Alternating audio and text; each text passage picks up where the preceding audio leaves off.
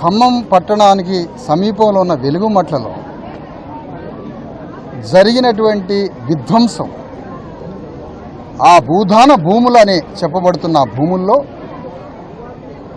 జరిగిన విధ్వంసం ఖమ్మం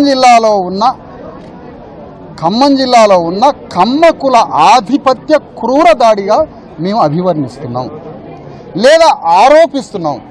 ఈ ఆరోపణ కాదు అని నిరూపించుకోవాల్సిందే లేదా తప్పని నిరూపించుకోవాల్సిందో ఒప్పని నిరూపించుకోవాల్సిందో వాళ్ళకే వదిలేస్తున్నాం. ఎందుకు ఈ మాట అంటున్నాం అంటే, ఇక్కడ బీసీ ఎస్సీ ఎస్టీలు బతకడం ఇష్టం లేదు. కమ్మారెడ్ల ముందు కమ్మ ఆధిపత్యం చాలా దశాబ్దాలుగా సాగుతూ ఉంది. దానితో పాటు రెడ్ల ఆధిపత్యం సాగుతూ ఉంది. ఒకప్పుడు ఖమ్మం జిల్లాలో కరణాలు, పాత రెడ్లు భూములు దానం చేసిన సంఘటనలు ఉన్నాయి.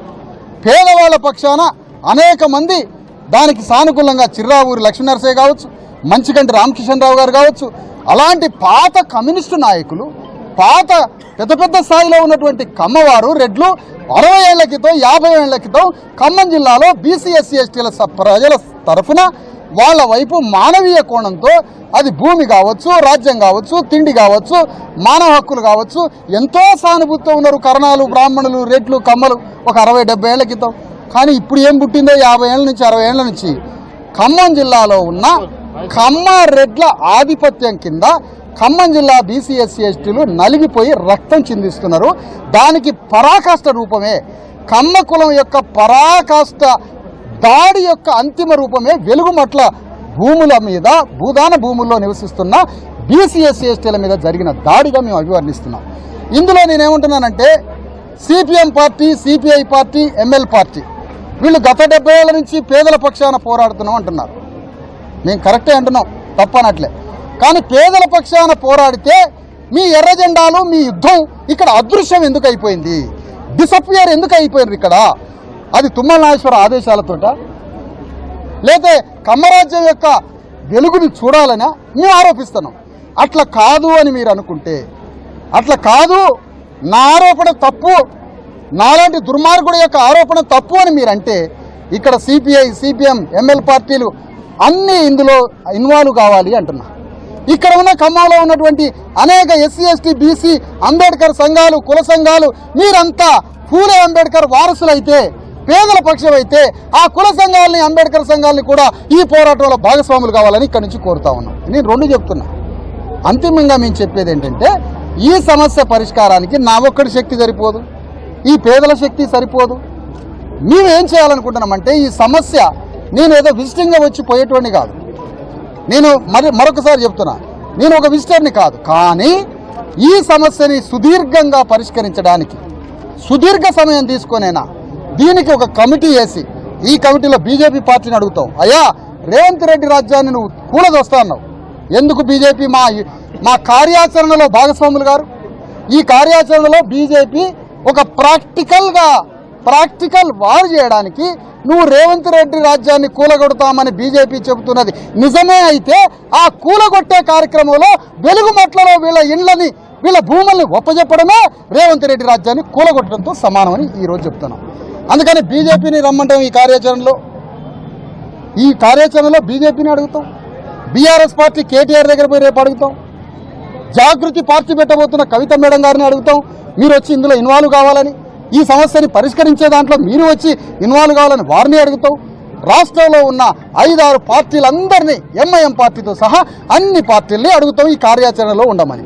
ఈ కార్యాచరణ ఎప్పటి వరకు? ఈ కార్యాచరణ పరిష్కారం అయ్యేంత వరకు రోజొక్క పోరాటాన్ని మొదలుపెట్టాలి. రోజొక్క పోరాట రూపాన్ని ఎంచుకుంటాం.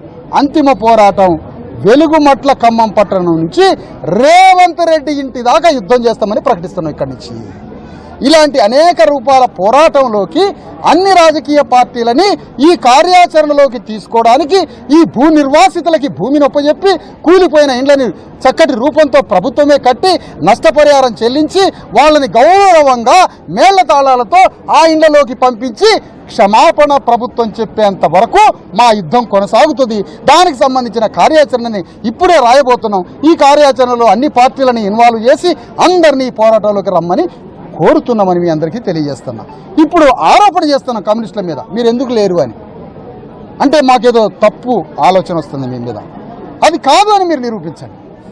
లేదు మాకు తుమ్మల నాగేశ్వరరావు కమ్మరాజ్యం మాకు అలాంటి లేదు, శ్రీనివాసరెడ్డి అలాంటి ఆదేశాలు లేవు, మేమంతా పేదల పక్షమేనంటే మీరు మా ఎమ్మటరాలి.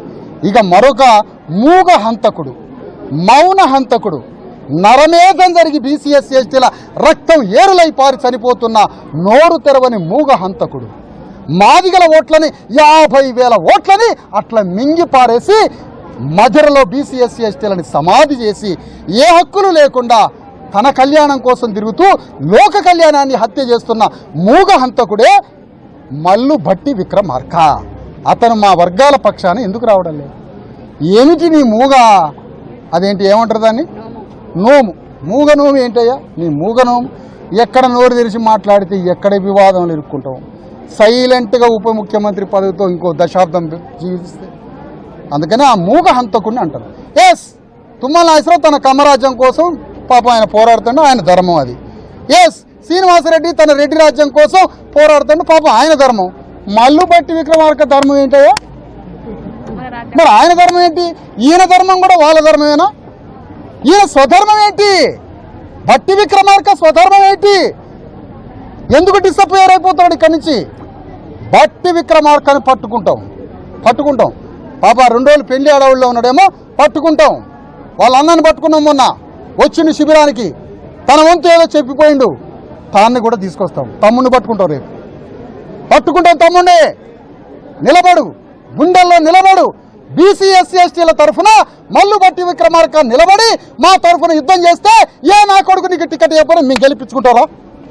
మా తరఫునరా? కానీ మా తరఫున ఎందుకు రావడాలే? నీకు కాంగ్రెస్ పార్టీలో ఏ శత్రువు ఎటు నుంచి పొడుస్తాడని భయమా? నువ్వు మా బీసీ ఎస్సీ ఎస్టీల తరఫున నిలబడాయా?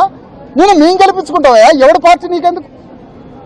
అందుకని ఈ సందర్భంగా చాలా వివేకంతో, మానవీయ కోణంతో, ఈ ప్రజల తరఫున విజ్ఞతతో బీసీ ఎస్సీ ఎస్టీలకు సంబంధించిన అణగారిన శ్రామిక వర్గం తరఫున మీరు రండి అని కమ్యూనిస్టులని, అన్ని కమ్యూనిస్టు పార్టీలని, బీజేపీని, బీఆర్ఎస్ని, కాంగ్రెస్ పార్టీలో ఉన్నటువంటి మానవతావాదుల్ని, బీసీ ఎస్సీ ఎస్టీ సంఘాలని, అంబేద్కర్ సంఘాలని అందరూ రండి.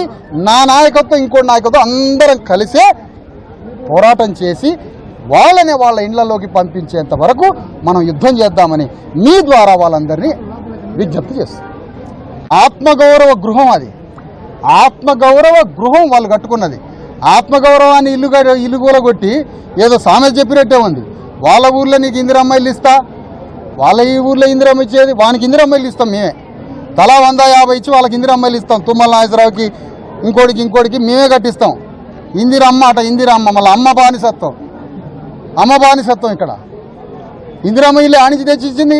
మేమందరం తాగి ట్యాక్సులు కడితే, మేమందరం ఉప్పు కూరగాయలు కొంటే ఆ ట్యాక్స్ డబ్బులతోటి మాకిచ్చిన డబ్బులు ఇందిరమ్మ ఇల్లా? అమ్మ అట, అమ్మ ఇందిరా అంటే అయిపోయా. అమ్మ ఏంటి? ఎక్కడ కట్టిస్తామని కూడా చెప్పలేదు కదండి. అసలు ఎక్కడ కట్టించినా అవుతండి, మాట కూడా చెప్పట్లే. ఎక్కడ అది ఒక బోగస్ మాట. ఆ మాటతో ఈ జనం అంతా పిచ్చోళ్ళే ఉరకాల, మనం నిలిపెట్టాలి నాయకుల్ని. అవసరమైతే నాయకుల మీద కుసుకొలపాల, ఇవన్నీ జరుగుతాయి. అందుకని ఎవరు వాళ్ళు పేడ యాక్చువల్తో వాళ్ళ ఐటమ్ సాంగ్లు, వాళ్ళ ఐటమ్ సాంగ్లు అంటారు మా.